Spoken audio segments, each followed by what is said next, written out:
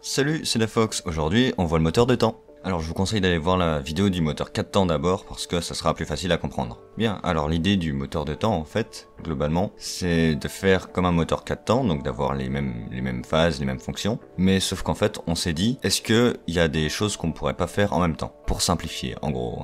C'est-à-dire les temps du moteur 4 temps, donc c'est-à-dire admission, compression, détente ou puissance et échappement, est-ce qu'il y a des choses qu'on pourrait pas faire en même temps? Ou en tout cas, pas en même temps à proprement parler, mais dans un seul mouvement de piston, que ce soit la montée ou la descente par exemple. Voilà, ça c'est l'idée générale, et du coup on est arrivé à faire ce genre de choses.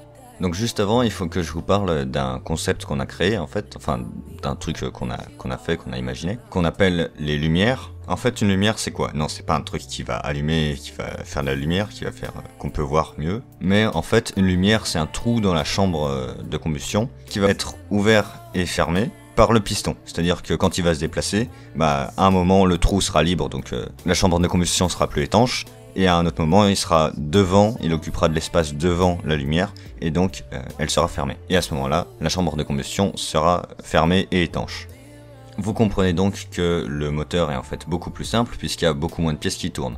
En effet, les pièces qui bougent, ce sont le piston, la bielle et le vilebrequin, rien d'autre. Donc je vais vous détailler le cycle. On va donc commencer au PMB. Au PMB, là, comme vous pouvez le voir, on a les deux lumières, donc la lumière d'échappement et la lumière d'admission, là. Donc c'est disposé comme ça, qui sont ouvertes en même temps. Donc supposons qu'il n'y a rien, enfin qu'il y ait du vide dans la chambre de combustion. Du coup, en plus, en descendant, le piston va pousser le mélange par la lumière. Ah oui, une spécificité des moteurs de temps, c'est que la lubrification se fait par le combustible, par le carburant. Pour être encore plus précis, en fait c'est une lubrification par le mélange, donc le mélange air, essence, huile. Parce qu'en fait on ajoute de l'huile dans l'essence, et puis après donc le carburant, ça forme le carburant est injecté dans le flux d'air, et du coup tout ça, ça nous donne le mélange. Ça nous donne donc une brume, entre guillemets, qui va être présente dans le carter, donc dans le vilebrequin, etc.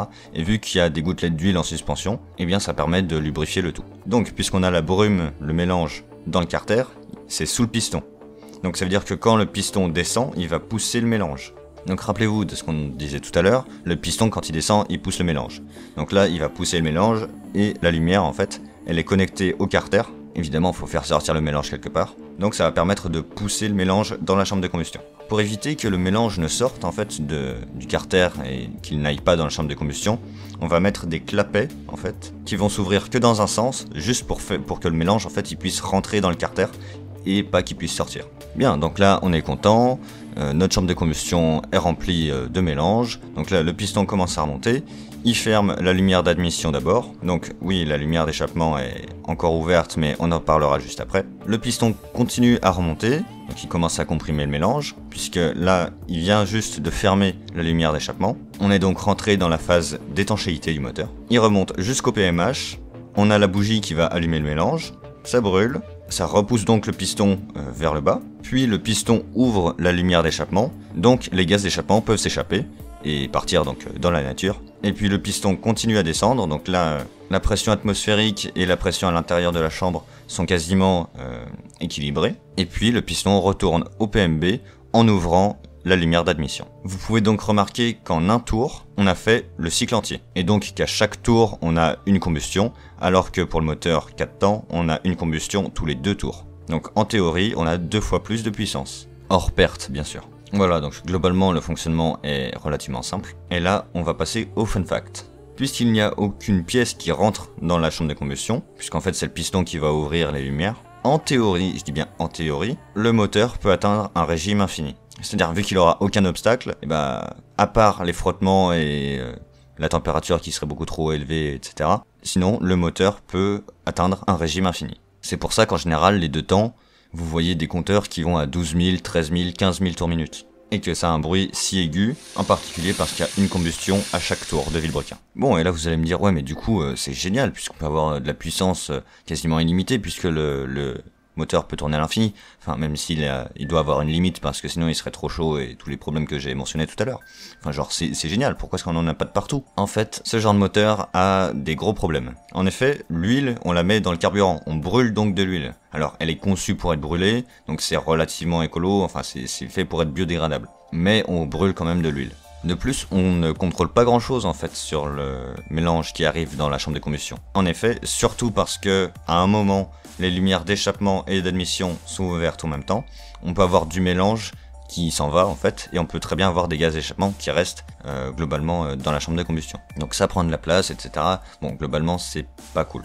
Donc c'est un petit peu entre guillemets aléatoire, puisqu'on peut pas vraiment complètement maîtriser ce qu'il y a dedans. Et en fait, ces lumières, c'est un des plus gros problèmes. Par exemple, on ne peut pas suralimenter ce genre de moteur.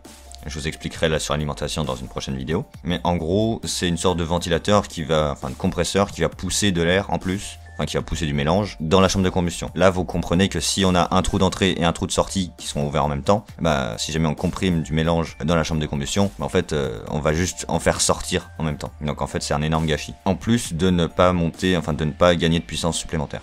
De plus, le fait qu'on ait donc une combustion à chaque tour de vilebrequin, c'est relativement problématique. Parce que, ok, c'est rageur, c'est super nerveux, ça prend des tours à ne plus en finir, ça c'est incroyable. Mais bon, il y a un truc qui reste fatal, c'est que si jamais il y a une combustion à chaque tour de vilebrequin, eh bien c'est qu'on utilise de l'essence à chaque tour de vilebrequin. Alors qu'un moteur 4 temps, c'est tous les 2 tours, donc quelque part ça utilise 2 fois moins d'essence. En plus, problème supplémentaire, c'est que c'est compliqué d'avoir plusieurs cylindres pour un même moteur. C'est pour ça qu'en général, les moteurs 2 temps que vous voyez sur les motos, etc., c'est des monocylindres. Car en fait, ça pourrait poser des problèmes avec les rythmes d'ouverture des lumières. Il faudrait cloisonner les carters, etc., donc faire en gros 4 moteurs côte à côte plutôt qu'un moteur général de 4 cylindres, entre guillemets. C'est donc pour ça que pour des applications où on a besoin de puissance mais de beaucoup de légèreté, et on n'a pas besoin que ça prenne beaucoup de place non plus, et que globalement ça doit être simple, donc sur une moto par exemple c'est très simple, c'est facile à réparer, c'est facile à ouvrir, il n'y a pas de souci. C'est d'ailleurs pour ça que c'est l'application principale. Moto, scooter ou même carte d'ailleurs. C'est petit, ça prend des tours à ne plus en finir, donc très bénéfique. Mais pour des véhicules qui sont plus gros, où on a besoin de vraiment beaucoup plus de puissance, etc., où on veut mettre de la suralimentation, eh bien ce n'est pas le type de moteur qu'on va conserver. Voilà, j'espère que ça a été suffisamment clair. Si vous avez d'autres questions, bien n'hésitez pas, les commentaires sont là pour ça. Si vous trouvez que j'ai oublié d'expliquer quelque chose ou que vous souhaitez que j'explique quelque chose en particulier, n'hésitez pas à le demander aussi, je vous l'expliquerai en commentaire. Puis moi je vous donne rendez-vous pour la prochaine vidéo qui sera sur les moteurs rotatifs. En attendant, je vous dis à la prochaine, c'était DaFox, salut!